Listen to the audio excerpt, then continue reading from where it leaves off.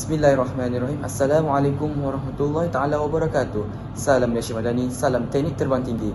Kami akan membincangkan satu hangat topik yang diperkatakan oleh masyarakat di seantero dunia, iaitu berkenaan COVID-19.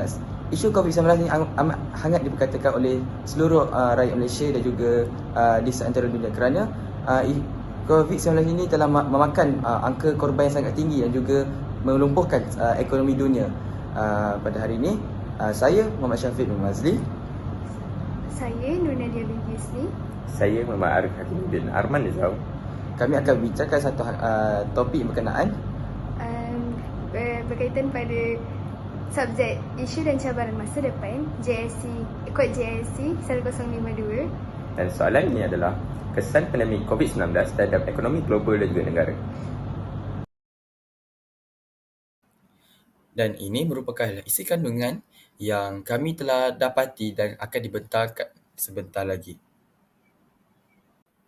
Kita sudah sedia maklum bahawa pada tanggal 12 Januari tahun 2020, Pertubuhan Kesihatan Sedunia WHO telah mengesahkan bahawa terdapat satu penyakit yang menyebabkan sekelompok penduduk di bandar Wuhan mengalami penyakit pernafasan, iaitu virus corona ataupun dikenali sebagai COVID-19. Kesan daripada pandemik ini menyebabkan terdapat negara yang terjerumus dalam kemelesetan ekonomi kecuali China dan juga Vietnam.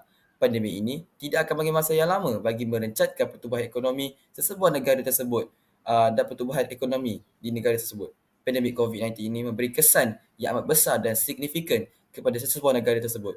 Malaysia juga tidak terkecuali dalam krisis kemelesetan ekonomi ini. Kronologi yang berlaku di Wuhan, China. Kronologi penularan wabak ini telah berlaku sejak 31 Disember 2019. Pada masa itu, terdapat satu kejadian radang paru-paru yang dikenali sebagai fenomena yang tidak diketahui kewujudannya dan punca jangkitan ini berlaku daripada sebuah pasar basah di Wuhan, China. Pihak berkuasa China telah mengesahkan bahawa wabak jangkitan melanda negara mereka kini adalah disebabkan oleh virus corona baharu iaitu COVID-19. Di sini, terdapat langkah-langkah awal kerajaan Malaysia yang telah dilakukan, iaitu dengan melaksanakan Perintah Kawalan Pergerakan iaitu dikenali sebagai PKP demi membendung wabak ini merebak dengan lebih teruk serta memastikan sektor kesihatan awam dalam keadaan terkawal dan juga ekonomi juga akan dikawal dengan sebaik-baiknya. Baiklah, kita akan menelusuri tajuk ini iaitu faktor penurunan pertumbuhan ekonomi negara. Sudah kita sedia maklum bahawa minyak mentah merupakan keperluan yang paling penting oleh semua manusia di seantero dunia. Kejatuhan harga minyak mentah dunia yang didorong oleh faktor permintaan yang berkurang akibat wabak COVID-19 dan juga perbalahan antara negara-negara pengeluar minyak iaitu OPEC telah memberi kesan terhadap ekonomi Malaysia memandangkan ekspor minyak menyumbang besar kepada pendapatan negara menurut Wall Street Journal 2014. Menurut Menteri Hal Ehwal Ekonomi, Mustafa Mohamed, bagi setiap $1 harga minyak jatuh, Malaysia hilang hasil sebanyak 300 juta ringgit. Malaysia kini tahun 2020. Wabak COVID-19 telah menyebabkan gangguan pengurangan dan permintaan barangan ekspor Malaysia ke pasaran global merangkumi ekspor barangan elektronik iaitu sebanyak RM4.4 bilion dan komoditi seperti gas asli. Ekspor Malaysia berkurangan sebanyak 4.7% kepada RM80.1 bilion manakala import berkurangan sebanyak 2.7% kepada 67.8 bilion. Jumlah perdagangan sebanyak 147.9 bilion ringgit ini menurun sebanyak 3.8% berbanding tahun 2019. Hal ini didorong oleh gangguan pengurangan dalam pengeluaran di Malaysia sendiri berikutan pengurangan aktiviti kilang akibat penutupan semasa fasa pemerintahan kawalan pergerakan iaitu PKP ini dilaksanakan. Selain itu, sektor pelancongan dan penerbangan juga adalah satu sektor yang terjejas teruk akibat wabak ini dan pergerakan rakyat akan menjadi terbatas akibat daripada PKP yang dilakukan. Melihat kepada pasaran saham global, selama pandemik ini telah berjalan, kita dapat lihat bahawa pada carta naik dan turun pasaran saham global sedang merundung. Antaranya pada syarikat pembekal alat elektronik, syarikat perindustrian dan juga sebagainya. Kita lihat kronologi pada pasaran saham global iaitu pada tahun 2020, pasaran saham menjunam secara drastik. Kita dapat lihat bahawa kesemua perniagaan telah menjunam kerana akibat daripada tidak berlakunya pelaburan dan juga saham berlaku. pada tahun 2020 juga, dan hingga awal tahun 2021, pasaran saham mengalami lonjakan. Seterusnya, syarikat teknologi perkhidmatan e-dagang menunjukkan prestasi yang sangat baik. Pemulihan saham agak membimbangkan kerana terdapat turun naik. Dan yang terakhir sekali, pelabur pada ketika itu berwaspada dan melakukan analisis agar tidak termakan daripada kerugian yang amat mendadak.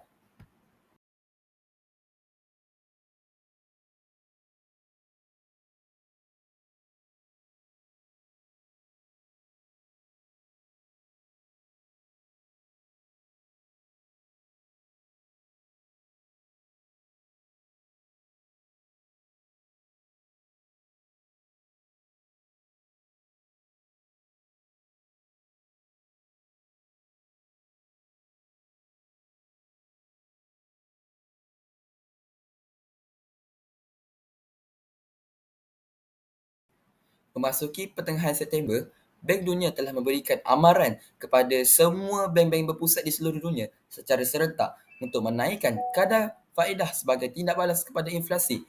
Dunia mungkin akan menuju kepada satu kebelesetan global pada tahun 2023 dengan meramalkan satu pertumbuhan ekonomi hanya sebanyak 0.5% sahaja. Kita akan telusuri kepada analisis daripada bank. Analisis daripada World Bank, IMF, ADB, Bank Negara dan Malaysia Institute of Economic Research (MIER) telah menjangkakan kemelesetan ekonomi akan berlaku kepada ekonomi Malaysia pada tahun 2020.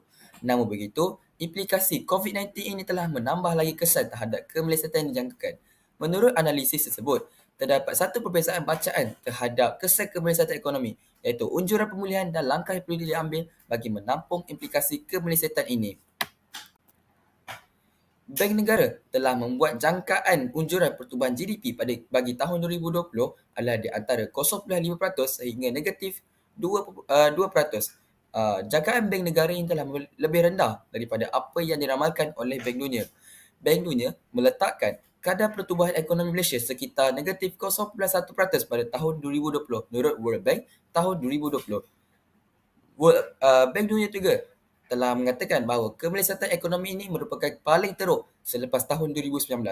IMF pula membuat jangkaan kemelesetan sebanyak negatif 1.7% atau berkurangan lebih kurang 26 juta secara keseluruhan bagi pertumbuhan ekonomi Malaysia.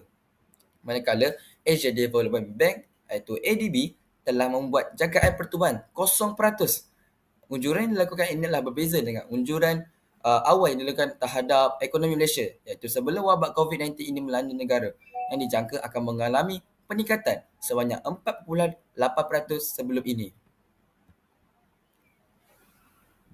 Terdapat beberapa negara yang telah saya senaraikan dalam pembentangan kali ini bagi menunjukkan bahawa terdapat pengecupan yang berlaku sejak tahun 2020, iaitu pada pengecupan pada suku kedua, iaitu Singapura mengalami 13.2% negatif, iaitu pengecupan pada suku kedua. Filipina negatif 16.5% dan Indonesia negatif 5.3%. Sementara itu, Thailand yang banyak bergantung pada industri pelancongan menguncup sebanyak 12.2% bagi tempoh yang sama. Malaysia, seperti yang dilaporkan pada 14 Ogos 2020, merosot sebanyak 17.1% pada suku kedua tahun 2020. Dan juga China merupakan satu-satunya negara utama yang mencatatkan pertumbuhan positif pada tahun 2020, iaitu sebanyak 2.3%. Zon Eropah jatuh sebanyak 6.8% dengan kemerosotan teruk bagi Perancis, iaitu negatif 6.8%, Sepanyol negatif 11% dan United Kingdom negatif 9.9%. Dalam kalangan negara pasaran yang sedang muncul, India, iaitu sebagai negara yang kuat dari segi ekonomi, jatuh sebanyak 7.4%. Mexico negatif 8.5%. Afrika Selatan negatif 7.2% dan Argentina negatif 10.5%. Saya bahagikan kepada tiga prospek, iaitu ekonomi global, ekonomi Malaysia dan juga Bank Dunia. Ekonomi global telah menguncup sebanyak 3.1% akibat pandemik COVID-19, namun dijangka kembali pulih menjelang tahun 2021 dan kadar pertumbuhan sederhana pada tahun 2022. Program vaksinasi serta rangsangan fiskal dan dasar kewangan yang akomodatif dapat memastikan pembukaan semula ekonomi dan menambah baik sentimen dan kalangan perniagaan dan pengguna sekaligus meningkatkan prospek pemulihan ekonomi global. Pada tahun 2020 pula, ekonomi Malaysia menyusut sebanyak 5.6% berbanding pertumbuhan 4.4% pada tahun sebelumnya. Menjelang separuh pertama 2021, ekonomi Malaysia mencatatkan perkembangan sebanyak 7.1%. Kejayaan program vaksinasi serta pelbagai pakej rangsangan ekonomi mempengaruhi trajektori pertumbuhan ekonomi negara. Secara keseluruhannya, ekonomi Malaysia dijangka berkembang antara 3% hingga 4% pada tahun 2021 dan 55% hingga 65% pada tahun 2022 menurut Kementerian Kewangan Malaysia tahun 2021. Bank Dunia menjangkakan Malaysia akan beralih daripada ekonomi berpendapatan sederhana kepada ekonomi berpendapatan tinggi dalam tempoh 5 tahun walaupun melalui kemelesatan ekonomi akibat pandemik COVID-19 pada tahun 2020. Tahap daya saing global Malaysia dilaporkan berada di tempat ke-25 pada tahun 2021 selepas meningkat 2 kedudukan daripada tahun 2020. Bagaimanapun, Malaysia berdepan dengan cabaran genting dan kestabilan kadar tukaran wang dan juga sebagainya.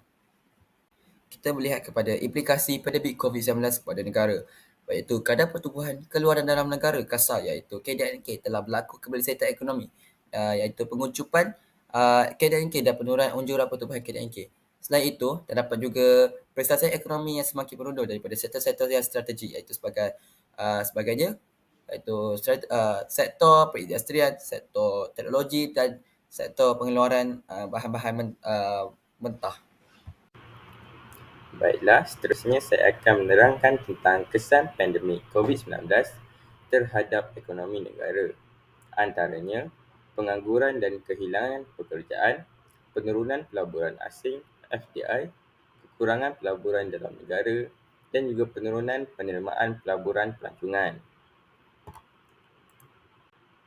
Pertama sekali ialah pengangguran dan kehilangan pekerjaan. Di sini saya akan memfokuskan tentang pengangguran. Semasa wabak COVID-19 melanda di dunia, berlakunya isu kehilangan pekerjaan. Hal ini juga termasuk dalam bidang pendidikan yang menjadi terjejas kerana penutupan sekolah dan juga universiti.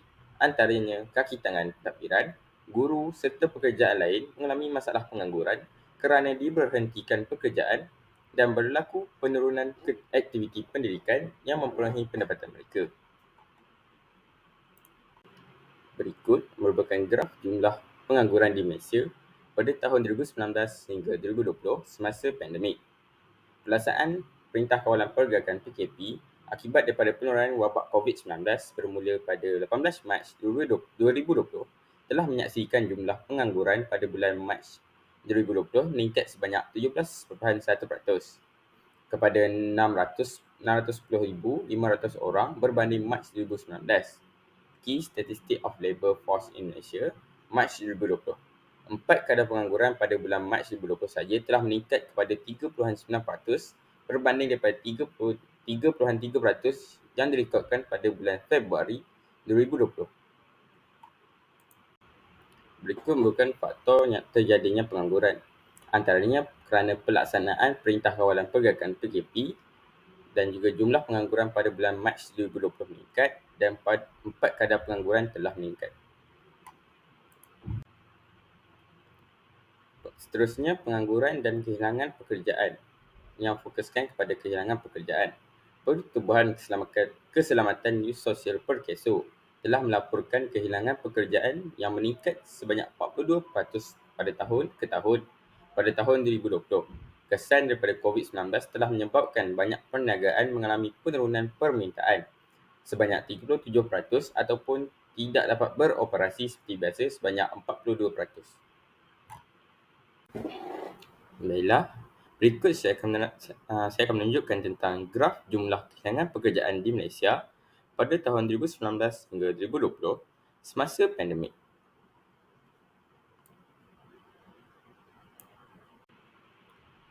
Berikut merupakan faktor kehilangan pekerjaan. Peningkatan kadar pengangguran pada tahun 2020 banyak dipengaruhi oleh perberhentian pekerjaan oleh syarikat-syarikat yang terkesan dengan langkah kerajaan dalam mengawal pandemik COVID-19.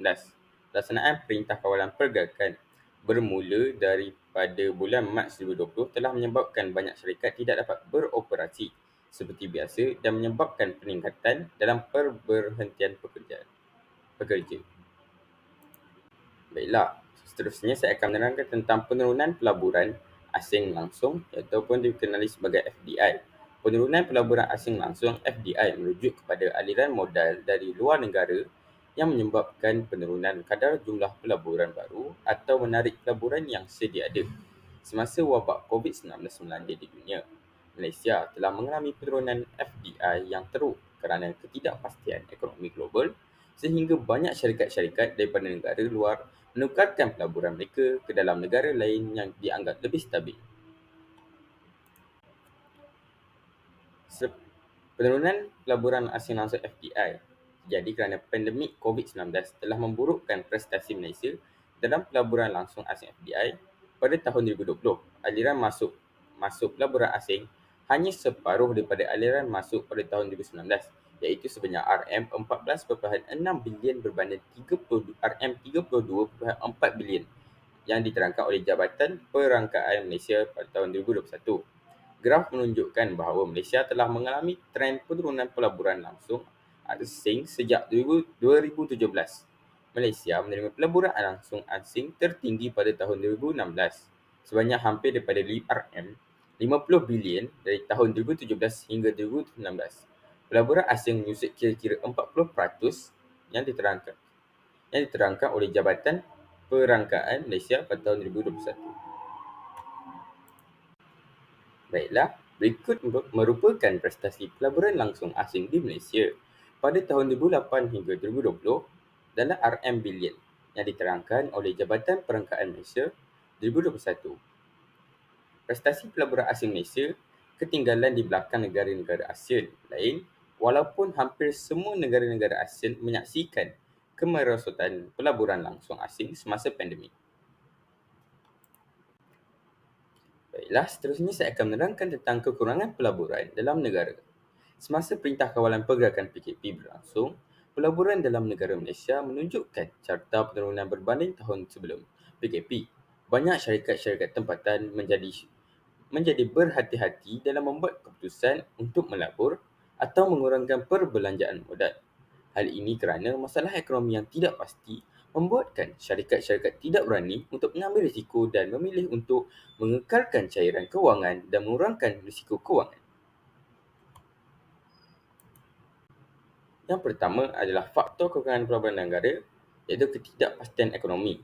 Semasa pandemik COVID-19 telah menciptakan ketidakpastian yang besar dalam persekitaran ekonomi.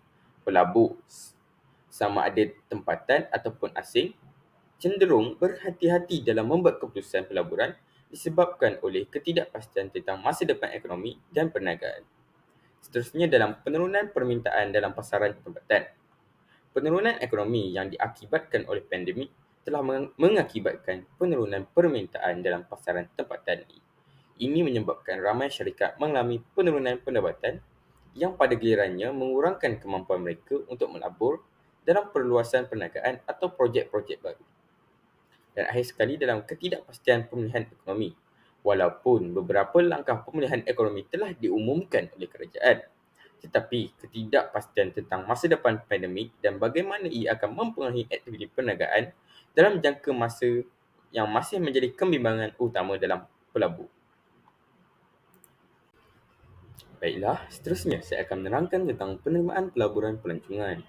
Sektor pelancongan di Malaysia juga mengalami penurunan pendapatan yang kritikal akibat daripada penutupan sempadan, sekatan perjalanan dan penurunan jumlah pelancongan asing yang masuk ke dalam negara Malaysia. Hal ini memberi kesan kepada pendapatan negara dan peluang perniagaan dalam industri pelancongan kerana penurunan penerimaan pelaburan pelancong merosot dengan tinggi. Berikut merupakan antara faktor penurunan pelaburan pelancongan. Yang pertama adalah pandemik COVID-19. Pandemik COVID-19 telah menjadi faktor utama yang menyebabkan penurunan penerimaan pelaburan pelancongan di Malaysia. Penutupan sempadan, sekatan perjalanan dan penurunan dalam permintaan pelancongan antarabangsa telah mengakibatkan industri pelancongan mengalami kemerosotan yang besar. Seterusnya dalam ketidakpastian keselamatan dan kesihatan. Penurunan penerimaan pelaburan pelancongan juga disebabkan oleh ketidakpastian keselamatan dan juga kesihatan yang berkaitan dengan pandemik. pelancongan asing mungkin enggan atau tidak melawat Malaysia akibat kebimbangan terhadap penularan wabak virus COVID-19. Dan akhir sekali, dalam penurunan permintaan pelancongan. Dalam penurunan permintaan pelancongan ialah kekurangan permintaan pelancongan baik dari dalam negara maupun dari luar negara telah menyebabkan penurunan penerimaan pelaburan pelancongan, penutupan tempat-tempat tarikan pelancongan dan peristiwa-peristiwa besar serta sekatan perjalanan telah mengurangkan jumlah pelancong yang berkunjung ke Malaysia. Baiklah, seterusnya saya akan menerangkan tentang gangguan dalam rantai bekalan global. Ekonomi Malaysia terikat dengan rantai bekalan global, terutamanya dalam sektor perubatan, elektronik dan automotif. Gangguan dalam rantai bekalan global telah mengakibatkan penundaan pengeluaran dan penurunan ekspor yang berdampak kepada pertumbuhan ekonomi negara. Berikutnya, beberapa gangguan dalam rantai bekalan global. Yang pertama, ketergantungan Malaysia terhadap rantai bekalan global.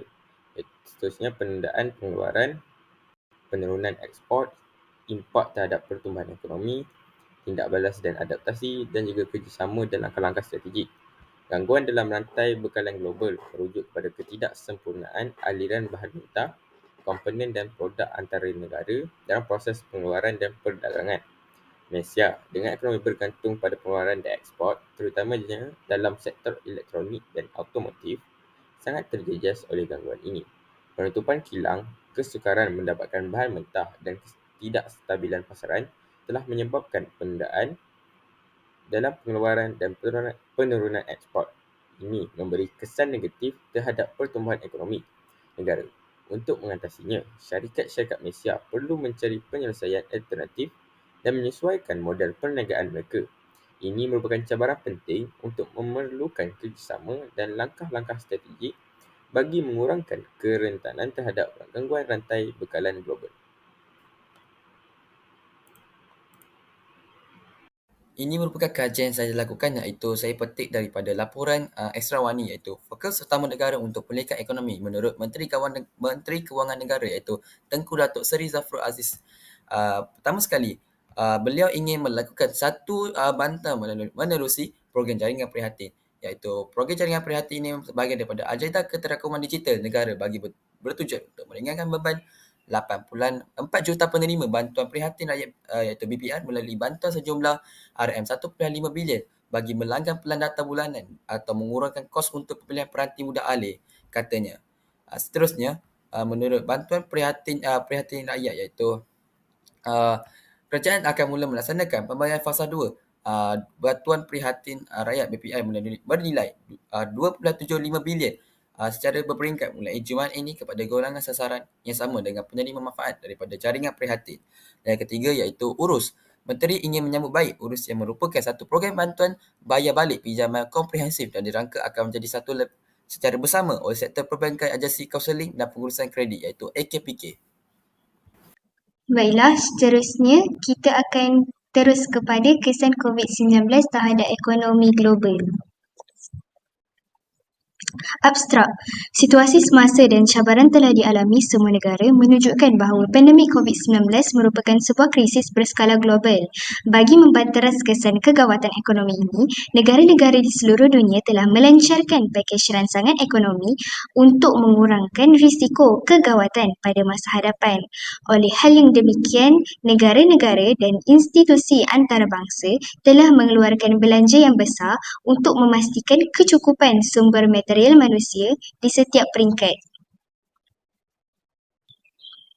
Baiklah, yang pertama kita akan pergi kepada krisis hutang. Kebanyakan negara yang terlibat dalam wabak COVID-19 ini telah melancarkan pakej rangsangan ekonomi secara besar-besaran untuk mengelakkan kegawatan ekonomi. Antaranya, Amerika Syarikat mengumumkan pakej rangsangan ekonomi terbesar sebanyak $2 trilion diikuti oleh Jerman sebanyak $810 bilion, Jepun sebanyak $500 bilion, Britain sebanyak $436 bilion, negara-negara Afrika sebanyak $100 bilion, negara-negara Timur Tengah sebanyak $47 bilion, Singapura sebanyak $34 bilion, manakala Malaysia pula sebanyak $57.76 bilion. China pula sehingga kini masih belum lagi melancarkan pelan rangsangan ekonomi mereka secara komprehensif dan menyeluruh sumber daripada CGTN 2020. Baiklah, yang kedua, fenomena kegawatan ekonomi global. Merujuk kepada data yang telah dikeluarkan oleh IMF dan World Bank, ekonomi dunia dijangka pulih selewatnya pada suku pertama tahun 2022. Walaupun begitu, pendapatan negara akan berada dalam keadaan kritikal dan dijangka pulih pada suku pertama pada tahun 2022. Selepas pandemik berakhir, hampir kesemua negara terpaksa menanggung defisit fiskal yang tinggi akibat beban kewangan yang perlu ditanggung. Jumlahnya terdapat 87 buah negara di seluruh dunia yang tidak dapat menanggung jumlah perbelanjaan sektor awam yang tinggi semasa fasa lockdown berlaku. Baiklah, yang ketiga, perubahan dalam KDNK dunia. KDNK merujuk kepada keluaran dalam negara kasar. Terdapat banyak perubahan yang berlaku dalam keluaran dalam negara kasar seluruh negara di dunia. Antaranya perubahan aliran wang masuk dan aliran wang keluar yang berbeza. Oleh itu, inflasi diimport bertambah disebabkan kejatuhan semua nilai mata wang. Jika masalah inflasi diimport tidak dapat diselesaikan, maka kadar pengangguran dalam negara bertambah kerana tingginya faedah sesuatu barang yang telah dieksport keluar negara. Oleh itu, negara akan kehilangan daya saing di pasaran antarabangsa dan sektor ekspor negara akan merosot. Kesannya, yang terakhir kepada negara-negara tersebut, hutang akan melambung naik dan peningkatan taraf hidup rakyat tidak akan terjamin. Baiklah, yang keempat, berlaku masalah dalam politik dan sosial. Pertumbuhan ekonomi yang pesat akan menjamin kestabilan politik dan sosial dalam sesebuah negara. COVID-19 telah menjejaskan penambahan aktiviti pengeluaran yang sepatutnya mencipta peluang pekerjaan kepada masyarakat. Keadaan ini juga akan menyumbang kepada penambahan pengangguran negara. Oleh hal yang demikian, anggota masyarakat tidak mampu memperoleh pendapatan yang tetap dan tidak mampu memenuhi keperluan dan kehendak masing-masing. Situasi ini pastinya tidak mampu menjamin kes jenayah yang semakin meningkat di seluruh dunia seperti kes kecurian, kes rompakan, kes ragut dan pecah rumah dalam kalangan rakyat. Baiklah, yang kelima, kurangnya taraf hidup pendidikan penduduk. Pembangunan sumber manusia merupakan faktor yang penting bagi mempercepatkan pertumbuhan ekonomi. Sumber manusia yang berbakat mempunyai pemikiran kreatif dan inovatif, mampu menyelesaikan masalah dan mempunyai pengetahuan dalam bidang tertentu akan menyebabkan pengeluaran sesebuah negara lebih berdaya saing. Tetapi, banyak orang yang berkemahiran meninggal dunia disebabkan COVID-19 yang melanda di semua negara di seluruh dunia. Oleh itu, sistem pendidikan negara tersebut tidak mampu melahirkan tenaga buruh yang berkemahiran dan berkelayakan dalam sesebuah industri negara kerana kehilangan tenaga pengajar di dalam sektor perindustrian mereka. Baiklah, yang keenam, kemajuan teknologi dalam sesebuah negara akan mempercepatkan pertumbuhan ekonomi. Oleh itu, pandemik COVID-19 telah mewujudkan penggunaan teknologi yang canggih secara besar-besaran di seluruh dunia dengan bertujuan meningkatkan kecekapan pengeluaran barang dan perkhidmatan dengan mengurangkan kos pengeluaran dan menambahkan jumlah keluaran selain daripada penggunaan teknologi bagi memantapkan pendidikan. Oleh itu, kualiti barang dan perkhidmatan yang dihasilkan dapat ditingkatkan. Contohnya, jenama Mitsubishi telah mengimport dan mengambil manfaat teknologi Jerman dalam pembuatan keretanya. Peningkatan kecekapan pengeluaran sesebuah negara tersebut akan meningkatkan jumlah pengeluaran negara tersebut dan seterusnya menyumbang kepada pendapatan negara yang lebih tinggi. Kesannya, kegiatan ekonomi di negara tersebut akan bertambah pesat. Baiklah, yang ketujuh, sistem sosial dan sikap masyarakat meningkat. Keadaan sosial dan politik semakin stabil dalam sesebuah negara kerana wujudnya sifat kasih sayang terhadap orang sekeliling. Disebabkan pandemik COVID-19, rakyat dan masyarakat akan lebih memberi perhatian kepada ahli keluarga masing-masing. Oleh itu, sikap ini akan memberi keyakinan kepada pelabur negara lain untuk melabur kerana wujudnya sifat kasih sayang dalam kalangan masyarakat. Kesannya, masyarakat akan berfikiran terbuka dan boleh menerima perubahan teknologi dan sekaligus produktiviti negara akan meningkat dan ekonomi sesebuah negara dan dunia akan berkembang dengan pesat. Baiklah, yang ke-8, penyediaan infrastruktur fizikal. Selepas pandemik COVID-19, infrastruktur fizikal semakin banyak diwujudkan oleh kerajaan bagi kesejahteraan rakyat. Ini juga merupakan salah satu usaha bagi kerajaan selepas wujudnya kesan COVID-19. Kemudahan infrastruktur ini pastinya meningkatkan kecakapan firma dan kesejahteraan rakyat supaya dapat menyumbang dengan lebih yakin tanpa sebarang masalah kesihatan pada aktiviti pengeluaran. Selain itu, kemudahan ini juga telah melicinkan urusan perdagangan antara dunia dari segi perhubungan dan pengangkutan yang semakin maju dan canggih. Antara kemudahan infrastruktur yang telah diwujudkan selepas pandemik ini ialah bekalan air dan elektrik, sistem pengangkutan dan perhubungan, serta kemudahan pendidikan kesihatan dan pendidikan. Kesannya, rakyat seluruh dunia dapat hidup dengan selesa dan menikmati kemudahan infrastruktur yang lengkap yang telah disediakan oleh kerajaan. Baiklah, yang ke-9, kadar pengangguran masih tidak dapat dibanteras. Selepas pandemik COVID-19, kadar pengangguran meningkat di serata dunia disebabkan wujudnya kerugian yang tidak dapat ditanggung oleh firma. Oleh itu, firma terpaksa menghadkan pekerja supaya tidak menanggung kerugian yang besar. Seterusnya, SOP telah menghadkan pekerja-pekerja untuk bekerja. Mereka semakin susah untuk mencari rezeki di fasa lockdown. Oleh itu, kebanyakan dari mereka tidak mampu menampung perbelanjaan isi rumah. Sebagai contohnya, di negara India, semasa perintah berkurung berlaku, 122 juta orang telah kehilangan pekerjaan, merujuk kepada data 5 Mei yang telah dikeluarkan oleh agensi India Ekonomi. Manakala di negara Spain, 900,000 orang telah kehilangan pekerjaan masing-masing ketika bermulanya perintah berkurung di pertengahan bulan Mac. Oleh itu, International Labour Organization telah merekodkan bahawa separuh daripada global sudah hampir kehilangan kerja mereka semasa fasa lockdown berlaku. Baiklah, yang terakhir, kesan terhadap pengangkutan udara. Pada 5 Mac pada tahun yang sama, pihak udara Amerika Syarikat IATA telah mengumumkan bahawa disebabkan penularan wabak COVID-19, negara mereka telah mengalami kerugian sebanyak $113 bilion kerana kekurangan tempahan kapal terbang pada ketika itu. Di negara British juga telah merekodkan bahawa mereka terpaksa menutup perkhidmatan pengangkutan udara pada ketika itu sebanyak 75% kerana bimbang penularan COVID-19 semakin meningkat. Kesannya, kerugian dan kemajuan ekonomi lambat berlaku. Jepun juga membuat jangkaan bahawa mereka akan kehilangan sebanyak $1.29 bilion pada peringkat pertama awal COVID-19 yang telah menjejaskan ekonomi negara itu. Manakala di negara Thailand, mereka menjangkakan akan kehilangan $1.15 bilion pada tahun yang sama.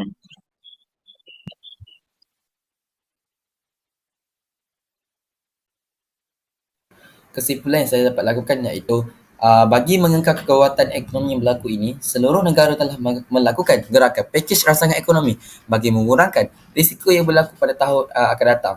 Malaysia juga tidak terkecuali dalam menghadapi krisis ini dengan mengeluarkan satu pakej rangsangan kewangan sebanyak $250 bilion.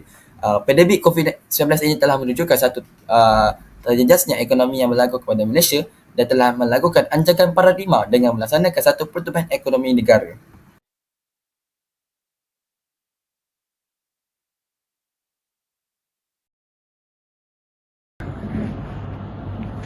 Alright, itu sahaja pembentangan kumpulan pada hari ini.